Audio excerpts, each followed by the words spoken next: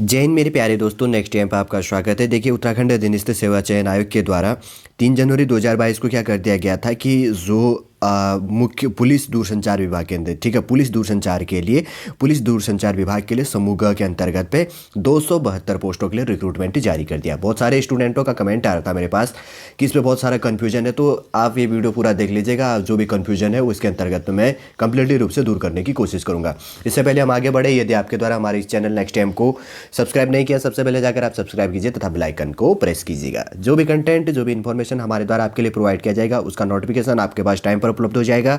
अगर विज्ञापन प्रकाशन की बात करें तो 3 जनवरी को विज्ञापन प्रकाशित किया गया था। ऑनलाइन आवेदन करने की तिथि है 10 जनवरी 2022 से आप क्या कर सकते हैं, आवेदन कर सकते हैं। आवेदन इसका हो रहा है, ठीक है।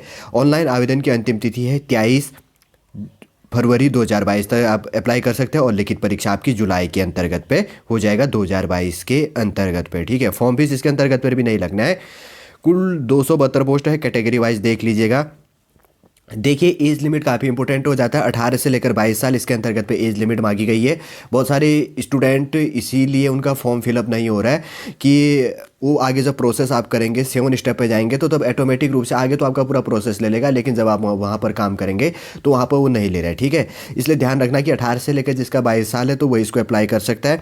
और देखिए, इंपॉर्टेंट क्वालिफिकेशन की बात करें तो मुख्य आरक्षी पुलिस दूरसंचार में सीधी भर्ती के पदों पर भर्ती हेतु आवेदन करने के लिए वही अभ्यर्थी पात्र होंगे जिसने अपनी इंटरमीडिएट परीक्षा भौतिक विज्ञान, गणित तथा अंग्रेजी विषयों के साथ उत्तराखंड राज्य में स्थित मान्यता प्राप्त संस्थानों से उत्तीर्ण की हो अथवा उसके समकक्ष अर्हता प्राप्त की हो।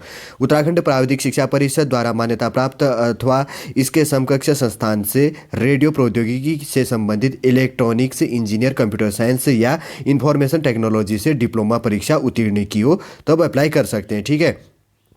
शारीरिक माप की बात करें तो इसके अंतर्गत पे सामान्य वर्ग, अन्य पिछड़ा वर्ग तथा अनुसूचित जाति के अभ्यर्थियों के लिए 165 सेंटीमीटर मांगा गया है। महिला अभ्यर्थियों हेतु कितना मांगा गया है, 152 सेंटीमीटर। अनुसूचित जनजाति के अभ्यर्थियों हेतु 157 सेंटीमीटर और महिला अभ्यर्थियों के लिए 147 सेंटीमीटर मांगा गया है। पर्वतीय क्षेत्र के अभ्यर्थियों के लिए 160 सेंटीमीटर और महिलाओं के लिए 147 सेंटीमीटर इसके अंतर्गत पे हाइट मांगी गई है। ये चीज़ भी आप ध्यान में रखिएगा, ठीक है। पर्वतीय क्षेत्र के अंतर्गत पे देखिए, उत्तराखंड की जो 13 डिस्ट्रिक्ट हैं तो उनमें जिसको पर्वतीय क्षेत्र के अंतर्गत पे इंक्लूड किया है आप ऑटोमेटिक रूप से जानते होंगे। सीने की माप केवल पुरुषों के लिए है, वजन महिलाओं के लिए 45 किलो यहाँ पर होना चाहिए। ये चीज़ का भी आप यहाँ पर ध्यान रखिएगा, ठीक है। सामान्य तथा अन्य पिछड़ा वर्ग तथा अनुसूचित जाति के अभ्यर्थियों के लिए बिना फुलाए लगभग कितना होना चाहिए, 88, ठीक है, और 83.84 होना, इतना मान के चलना।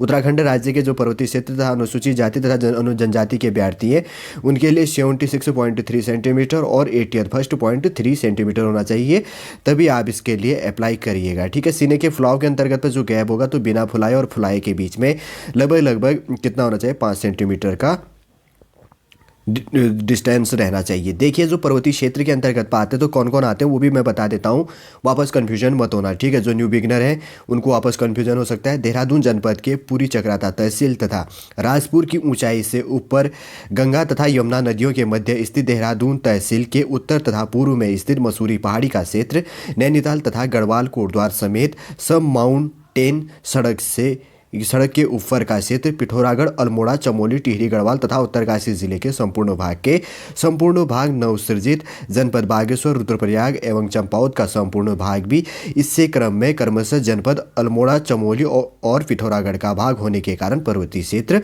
माने जाएंगे, ठीक है। याद रखिएगा। देखिए, जो आपका टेस्ट होना है, शारीरिक परीक्षा होनी है या शारीरिक स्वस्थता के बेस में कहते हैं, हेल्थ चेकअप जिसका कह सकते हैं, तो आपका जो अभ्यर्थी का एक आंख 6/6 होना चाहिए, बाएं आंख में 6/9 से कम दृष्टि नहीं होनी चाहिए। अतः बिना चश्मे के दाहिने हाथ से काम करने वाले अभ्यर्थियों के लिए दाहिनी आंख 6/6 तथा बाएं हाथ से काम करने वाले अभ्यर्थियों की बाएं आंख 6/6 होनी चाहिए।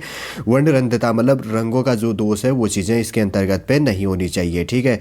जो और अन्य चीज़ें हैं ये चीज़ भी ध्यान रखिएगा कि जो विकलांगता, हकलाना, पैरों पे दिक्कत और जो भी सपाट घुटना, ये चीज़ें नहीं होनी चाहिए, तभी आप इसके अंतर्गत पे अप्लाई कीजिएगा।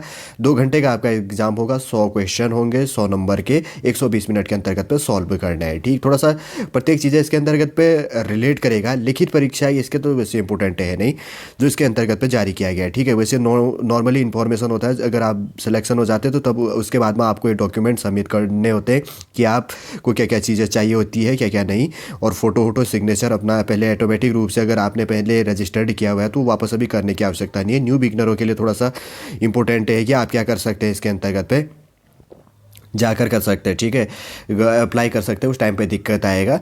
www.SSC.uk.gov.in के अंतर्गत पे क्या कर सकते हैं, आप जाकर यहाँ पर से अप्लाई कर सकते हैं। ठीक है, इंपॉर्टेंट इन्फॉर्मेशन था जो मेन निकल के आ रहा था। बहुत सारे स्टूडेंटों को कन्फ्यूजन हो रहा था, एज लिमिट संबंधी या फॉर्म में कोई दिक्कत हो रही थी, तो अब जो भी था इसके अंतर्गत पर आपका कन्फ्यूजन दूर हो गया होगा। ठीक है, समझ गए होंगे।